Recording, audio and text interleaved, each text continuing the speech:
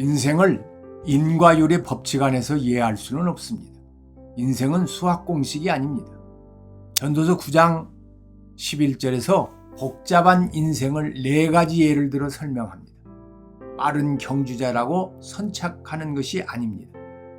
거북이와 토끼의 경주 이야기가 초등학교 국어 교과서에 실려 있습니다. 인간의 상식적이고 합리적인 판단은 빠른 토끼가 이기게 되어 있습니다. 그러나 느린 거북이가 이겼다는 것입니다. 이 얘기는 동물의 얘기가 아니라 우리 인생들의 얘기입니다. 최고 기록을 보유하고 있는 달리기 선수나 수영 선수가 항상 우승하는 것이 아닙니다. 몸 컨디션이 좋지 않거나 경기 도중 다리에 쥐가 나면 어쩔 수 없이 경기를 포기해야 합니다. 이것이 인생입니다. 인생 경주는 빨리 달린다고 먼저 목적지에 도착하는 것이 아닙니다. 유력자라고 전쟁에서 승리하는 것이 아닙니다. 미국이 막강한 힘으로 월맹을 점령하리라 생각했지만 완패당했습니다. 세계 전쟁사가 증명하고 있습니다. 사실 우리 일상에서도 인간의 계산을 완전히 뒤엎는 승패가 심심찮게 발생합니다. 골리앗과 다윗의 싸움처럼 힘센 골리앗을 약한 다윗이 이기는 경우가 있습니다. 이것이 인생사입니다. 오늘 본문의 말씀대로 유력자라고 전쟁에서 승리하는 것은 아닙니다. 지혜자라고 식물을 얻는 것이 아니며 명철자라고 재물을 얻는 것이 아닙니다. 다시 말해서 유식하다고 해서 부자가 되는 것은 아니라는 뜻입니다. 학창시절에 1등 했다고 IQ가 높다고 머리가 좋다고 부자가 되는 것은 아닙니다. 오히려 좋은 머리를 가지고 이리 굴리고 저리 굴리며 이 사업 해보고 저 사업 해보는데 잘 안 되는 사람들이 많습니다. 이것이 인생입니다. 인생의 아이러니입니다. nietzsche는 유능자라고 은총을 입는 것이 아닙니다. 유능하다고 남들에게 존경을 받는 것이 아니라는 뜻입니다. 쉽게 말하면 자격증이 있다고 영어 잘한다고 어떤 부분에 특수한 기술을 가진 전문가라고 높은 자리에 앉는다는 보장이 없다는 것입니다. 자기는 똑똑하고 유능하지만 자기 부하 직원이 잘못해서 연대 책임을 지고 물러나야 하는 경우가 허다합니다. 반대로 자기는 어중간하지만 자기 부하 직원들이 똑똑해서 출세하는 자들도 적지 않습니다. 이처럼 뒤에 엉켜있는 것이 인생입니다. 성경은 우리로 하여금 인생을 환상적으로 생각하지 말라는 것입니다. 세상을 미화시키지 말라는 것입니다. 우선 인생의 부조리한 모습 그대로를 정직하게 보라는 것입니다. 그런 다음에 그 뒤에 숨어있는 교훈을 찾으라는 것입니다. 부조리한 인생 이면에 숨어있는 전도서의 교훈은 무엇입니까?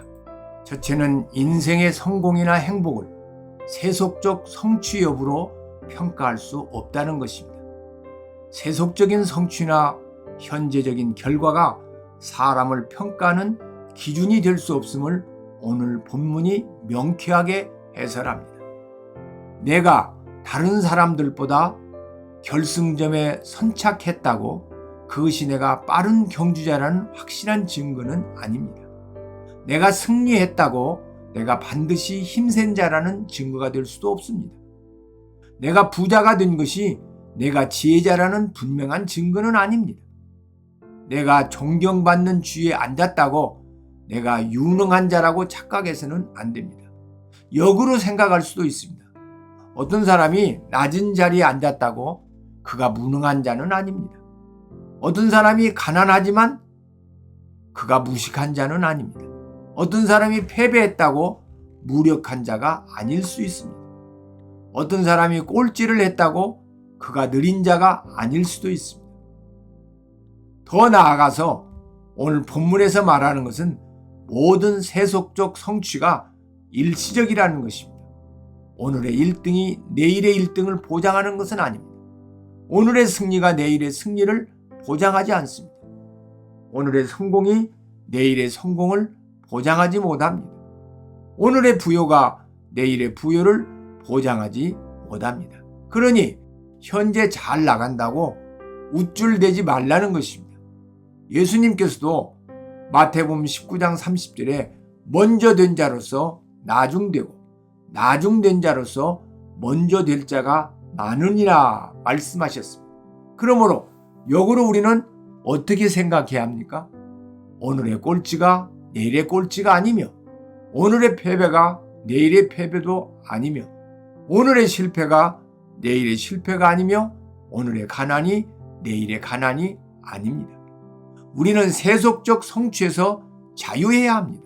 왜냐하면 세속적 성취로 인생의 행복 여부를 평가할 수 없고 현재 세속적 성취가 일시적일 뿐 아니라 세속적 성취가 내 힘만으로, 내 노력만으로, 내 지혜만으로 얻어진 것이 아니기 때문입니다.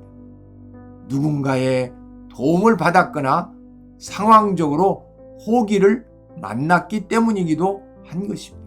그러므로 오늘 본문에 얻게 되는 첫 번째 교훈은 인생의 행복을 현재적 성취 여부로 평가하지 말라는 것입니다. 둘째는 인생 배후에는 인생이 이해할 수 없는 손길이 있다는 사실입니다. 전도서 9장 11절 하반절을 보면 이는 시기와 기회는 그들 모든 자에게 임함이라고 했는데 이 구절은 인생들에게 왜 예측 밖의 일이 일어나는가를 설명하는 구절입니다. 기회는 히브리 원어로 보다 정확한 번역은 특별한 사건입니다. 사람이 이해할 수 없는 혹은 예측할 수 없는 특별한 사건이 기회입니다. 그리고 시기는 그 특별한 사건이 일어나는 때입니다. 그러므로 이러한 특별한 사건이 어느 한정된 시기에 일어나는 것은 그 배후에 보이지 않는 손길이 있다는 것입니다. 그 손길이 다름 아닌 하나님의 손길, 즉 섭리입니다. 전도서 8장 17절로 9장 1절을 보면 17절에 또 내가 하나님의 모든 행사를 살펴보니 해 아래서 행해지는 일을 사람이 능히 알아낼 수 없도다.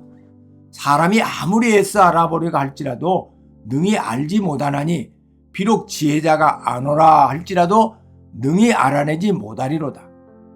9장 1절에 이 모든 것을 내가 내 마음에 두고 이 모든 것을 살펴본 즉 의인들이나 지혜자들이나 그들의 행위나 모두 다 하나님의 손 안에 있으니 사랑을 받을는지 미움을 받을는지 사람이 알지 못하는 것은 모두 그들의 미래의 일들임이니라고 했습니다.